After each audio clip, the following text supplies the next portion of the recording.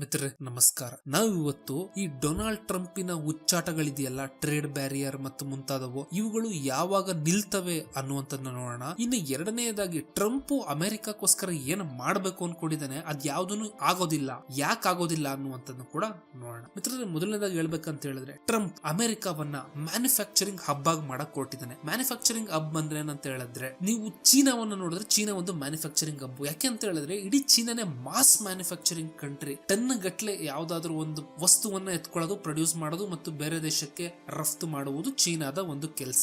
ಈ ರೀತಿ Donald Trump ಅಮೆರಿಕವನ್ನ ಮಾಡ ಹೊರಟಿದ್ದಾನೆ. ಮೊದಲನೇದು, ಈ ವಿಷಯ ಏನಕ್ಕೆ ಆಗಲ್ಲ ಅಂತ ನೀವು ನೋಡೋದಾಯ್ತು ಅಂತ ಹೇಳಿದ್ರೆ, ಚೈನಾ ನಿಮ್ಗೆ ಇವತ್ತು ಮ್ಯಾನುಫ್ಯಾಕ್ಚರಿಂಗ್ ಹಬ್ ಆಗಿ ಕಾಣಿಸ್ಕೊಂಡಿದೆ. ಬಟ್ ಇದಕ್ಕೆ ಅಡಿಪಾಯ ಯಾವಾಗ ಹಾಕಿದ್ದು ಅಂತ ನೀವು ನೋಡಿದ್ರೆ 1980, 90, 2000 ಈ ಇಸ್ವಿಗಳಲ್ಲಿ 20-30 ವರ್ಷದ ಕೆಲಸದಿಂದ ಅದು ಮ್ಯಾನುಫ್ಯಾಕ್ಚರಿಂಗ್ ಹಬ್ ಆಗಿದೆ ಹೊರತು ರಾತ್ರಿ ಆಗಿಲ್ಲ. ಈಗ ನೀವು ಡೊನಾಲ್ಡ್ ಟ್ರಂಪಿನ ಒಂದು ಪ್ರೆಸಿಡೆನ್ಸಿಯನ್ನ ನೋಡ್ತು ಅಂತ ಹೇಳಿದ್ರೆ, ಆಲ್ರೆಡಿ ಒಂದು ಟರ್ಮ್ ಮುಗಿಸಿದಾನೆ ಆತ, ಇದ ಒಂದು ಎರಡನೇ ಟರ್ಮ್, ಇನ್ 4 ವರ್ಷ. ಸೊ ಈ 4 ವರ್ಷದಲ್ಲಿ ಆತ ತಿಪ್ಪುರ್ಲಾಗ ಹಾಕಿದ್ರು ಕೂಡ ಎಲ್ಲಾ ಮ್ಯಾನುಫ್ಯಾಕ್ಚರಿಂಗ್ ಹಬ್ ಗಳನ್ನು ಕೂಡ USA ಅಲ್ಲಿ ಸೆಟಲ್ ಮಾಡೋದಕ್ಕೆ ಆಗೋದಿಲ್ಲ.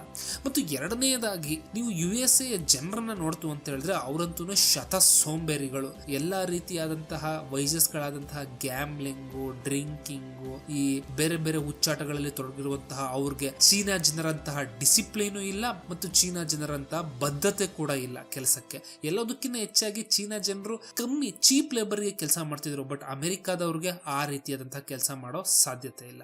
ಇನ್ನ ಮೂರನೇದಾಗಿ, ಈ ಟ್ರಂಪಿನ ಎಲ್ಲಾ ಉಚ್ಚಾಟಗಳು ಯಾವಾಗ ನಿಂತ್ಕೋತವೆ ಅಂತ ನೋಡೋದಾಯ್ತು ಅಂತ ಹೇಳಿದ್ರೆ, ಮುಂದಿನ ವರ್ಷ ಹತ್ತತ್ರ ಒಂದು ನವೆಂಬರ್ ಡಿಸೆಂಬರ್ ಆ ಟೈಮಿಗೆ ನಿಂತ್ಕೋತವೆ. ಯಾಕೆ ಅಂತ ಹೇಳಿದ್ರೆ, ಆ ಸಮಯಕ್ಕೆ ಅಮೆರಿಕದ ಮಿಡ್ ಟರ್ಮ್ ಎಲೆಕ್ಷನ್ ಗಳು ನಡೆಯೋದ್ರಿಂದ ಟ್ರಂಪ್ ಈಗಿನ ರಂಪಾಟಗಳನ್ನ ಮಾಡ್ತಾ ಇರೋದೇ ಆತ ಮಿಡ್ ಟರ್ಮ್ ಎಲೆಕ್ಷನ್ಸ್ ಅಲ್ಲಿ ಗೆಲ್ಲೋದಕ್ಕೆ. ಅದಾದ ಮೇಲೆ ಆತ ಅಷ್ಟು ಸದ್ದನ್ನ ಮಾಡೋದಿಲ್ಲ. ಮಿತ್ರರೇ, ನೀವು ಟ್ರಂಪ್ ಮಾತುಕತೆಗಳು ನೋಡಿದ್ರೆ ಅವನು ಒಂದು ವಿಷಯ ಹೇಳ್ತಾನೆ, ಎಲ್ಲದನ್ನು ನಾನೇ ಮಾಡ್ದೆ, ಎಲ್ಲ ನನಗೇ ಗೊತ್ತು, ನಾನೊಬ್ಬ ಗ್ರೇಟ್ ಪ್ರೆಸಿಡೆಂಟ್.